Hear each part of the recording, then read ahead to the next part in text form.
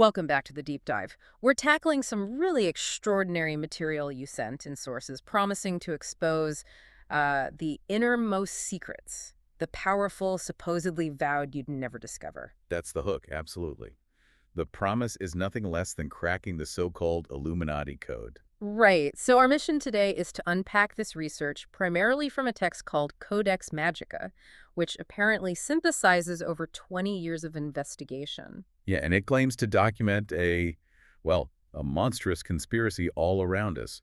Our job is to try and understand this claimed hidden language and identify the core beliefs and goals the author attributes to the Illuminati and similar groups. And this Codex Magica, it's presented as pretty substantial, isn't it? Over 1,000 photos and illustrations. That's right. It positions itself as offering, circumstantial and direct evidence, inviting readers to examine it objectively. It's definitely making a bold case. Okay, so let's start with the basic framework. What groups are we actually talking about here, according to this research? Well, the sources name quite a few skull and bones: the Bohemian Club, the Pilgrim Society, and then numerous Cabalistic, satanic, and witchcraft sects. And the common thread is supposed to be control, manipulation. Exactly. A shared focus on control, allegedly using what the source calls covert signals and coded picture messages. And this isn't happening like in secret bunkers necessarily. The claim is it's out in the open. That's one of the most startling claims, yes. Yeah. That leading politicians, celebrities, they're performing this occult magic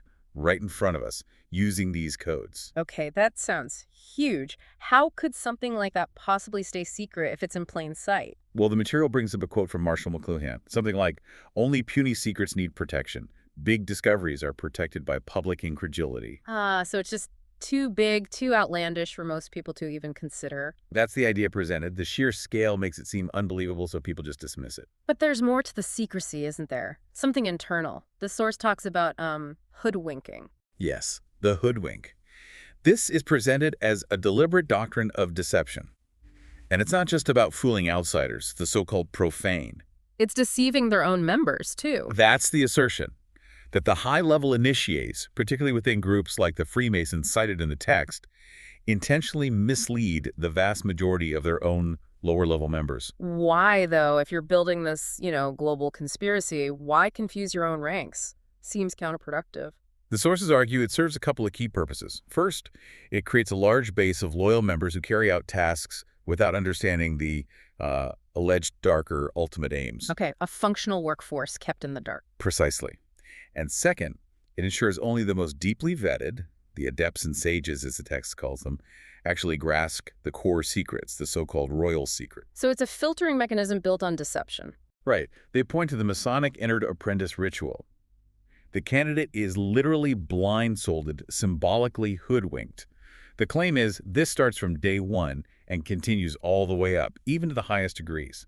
People think they understand the symbols, but they're allegedly being fed false interpretations. And they even quote high-level figures admitting this. They do. The material cites Albert Pike, a major figure in Scottish Rite Freemasonry, supposedly saying that false explanations and misinterpretations are used deliberately to mislead those who deserve only to be misled. Wow. Okay, so if secrecy and internal deception are foundational, how do the ones in the know actually communicate? That brings us to the coded messages, specifically hand signs. Exactly. The hand is apparently central. It's seen as a symbol of activity and power. And a way to signal membership or intent without words. Right. A key method for recognition and hidden communication. Let's get specific. The sources must give examples. What does a hand placed on the neck mean in this alleged code? According to the research, a hand on the neck signals sacrifice and penalty. A warning, perhaps. And on the breast. That's said to indicate submission, the attitude of a servant or slave, showing deference within the hierarchy. Are there more? Aggressive signs mentioned? Ones that signal threats? There are.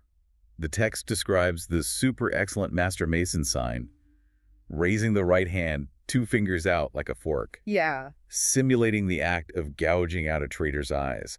It's presented as a very graphic, visual threat against revealing secrets. Okay, that's intense. What about signs we might see more often, maybe used by public figures? The sources mention the fellow craft sign? Yes, the fellow craft sign. Yeah. The material shows images, allegedly, of people like Sir James Rothschild, Billy Graham, Boris Yeltsin using it. And what's the supposed meaning? Outwardly, it might just mean fellow workmen. But the hidden meaning, according to the text, relates to the supreme wisdom of the serpent and this idea of man achieving godhood through reason. Serpent wisdom. Yeah. Okay. Then there's a really common one, the El Diablo or horn hand sign. We see that everywhere in music and pop culture. We do. And the research links it directly to satanic homage. Even though people say it's the I love you sign in ASL or just, rock and roll rebellion. Right, those are the common explanations. But the sources argue that when you see leaders like Bill Clinton or George W. Bush using it, as shown in some photos provided, it's a deliberate signal to initiates, a sign of allegiance hidden in plain sight.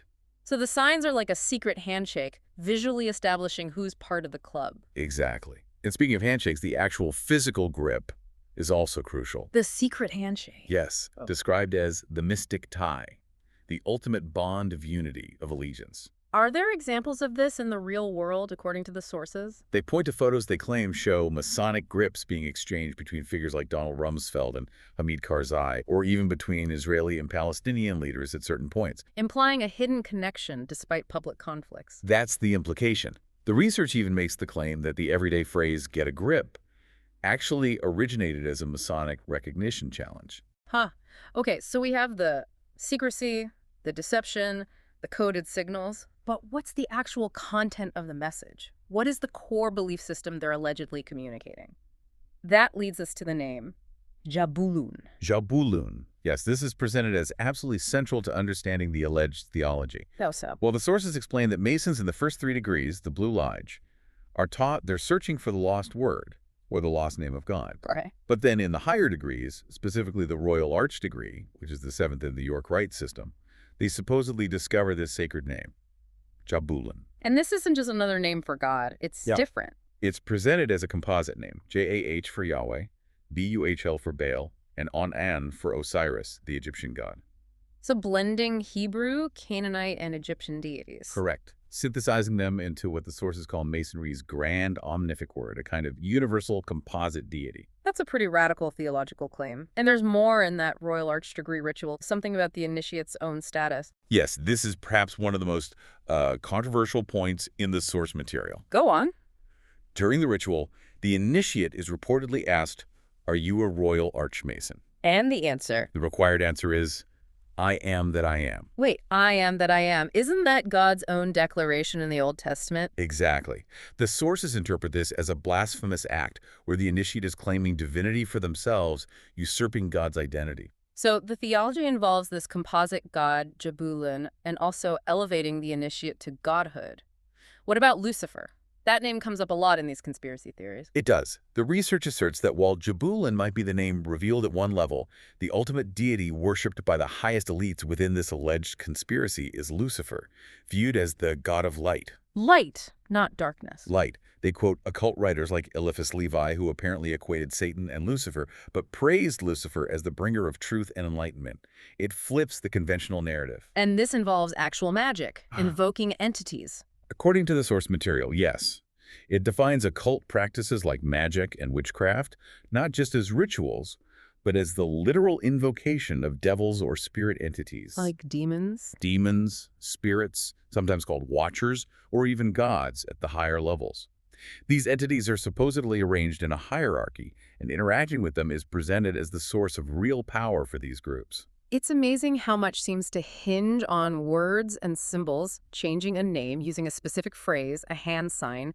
Let's look at some other symbols the sources claim are hidden in plain sight. The letter X. The X is highlighted as a very ancient and powerful symbol. It stands for change, transformation, but also death. And it's linked to Osiris again. Repeatedly linked to Osiris, the Egyptian sun god who is associated with death and resurrection. Where do the sources claim we see this X being used covertly? Well, they point to obvious things like XXX in pornography, but also pop culture titles X-Men, X-Files. They suggest these aren't accidental. Any historical examples? Yes, they mention Egyptian burial practices, claiming pharaohs were sometimes buried with legs crossed in an X shape as a sign of devotion to Osiris.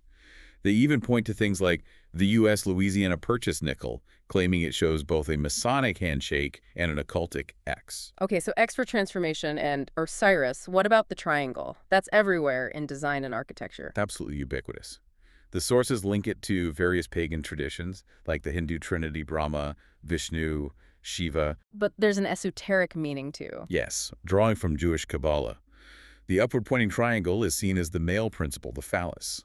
The downward-pointing one represents the female principle, the vulva. So putting them together. Represents sexual union, the integration of opposites. This leads to the hexagram, or Star of David, the two triangles combined. And the sources connect that to 6666. They do, through numerology. They argue the hexagram has 6 points, 6 small triangles around the edge, and 6 sides to the inner hexagon. 6, 6, 6. Or sometimes counting the sides of the 6 smaller triangles, 6 triangles by 3 sides equals 18, and then noting 18 is 6 plus 6 plus 6. Various interpretations, all pointing towards the number of the beast. Right. Okay, one more major symbol. The double-headed eagle. Ah, yes. The symbol for the 33rd degree of Scottish Rite Freemasonry, the highest publicly known degree. What's it supposed to represent? Primarily the doctrine of duality, as above, so below. The idea that opposites are connected or maybe even the same thing at a higher level. Does it relate to how they operate, practically speaking? Yes, the sources link it strongly to the Hegelian dialectic.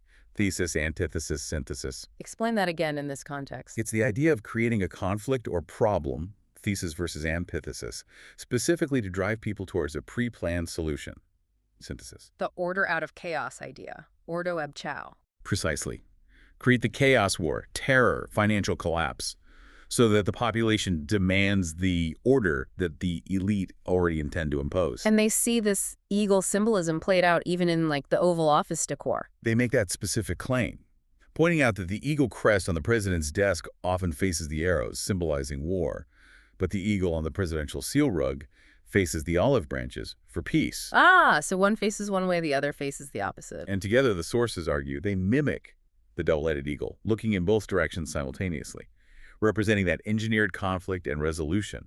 They specifically mention that President Truman, a 33rd degree Mason, oversaw the change to the seal on the rug. So this strategy, Ordo ab chao, it implies these leaders aren't just reacting to crises, they're actively causing them. That's the explicit accusation in the research, that they instigate these events. To what end? What's the ultimate goal driving all this alleged manipulation and chaos? The sources describe the leaders as, frankly, psychopathic personalities, driven by megalomania, extreme self-absorbed pride. And their objective? The total destruction of the current world order to build their own new world order on its ashes. And major historical tragedies are seen as steps in this plan. Yes, the texts don't shy away from this. They list events like Pearl Harbor, the Oklahoma City bombing, 9/11, claiming they were engineered or allowed to happen by the elite to advance the dialectic, to create the necessary fear and chaos. And the loss of life. It's described as basically irrelevant to them. No obstacle as far as the elite were concerned, is how one source puts it. The synthesis, their new world order, is the only thing that matters. How do the sources characterize the people who follow these leaders, the members of these societies? Not flattering. They use the term insectoids. Insectoids, like bees or ants. Exactly. Likening them to members of a hive driven by a group mind, described as servile, weak, and crawling little personalities who just echo, "Yes, master," to those above them, sacrificing all individuality. Which brings us, I suppose, to the ultimate claimed goal, the end game, the royal secret. The royal secret. According to this research, it's the final, horrifying objective to transform humanity itself. Transform how? Into a new, soulless creature. To essentially turn Earth into hell, establishing what they call the Holy Empire of True Masonic Brotherhood. Ruled ultimately by the figure they identify as the Antichrist. That's presented as the final destination. Wow. That is quite a narrative.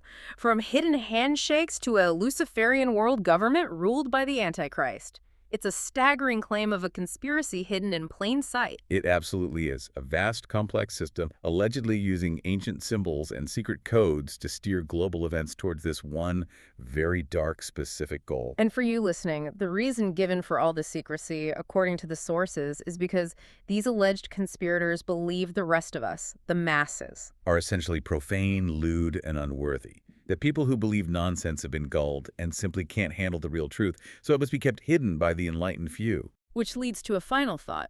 The sources quote Proverbs, "He that answereth a matter before he heareth it, it is folly and shame unto him." A call for careful listening and examination before judging. Exactly. So Considering everything we've just unpacked, claims of global deception, manipulated history, symbols hiding everywhere, what fundamental truth, what simple 2 plus 2 equals 4 might you be accepting without really looking at the evidence the world presents according to these sources? The challenge they put forward is to not just dismiss it out of hand, but to, as they say, look critically at the actual evidence through the prism of truth with your own eyes. A provocative thought to leave you with.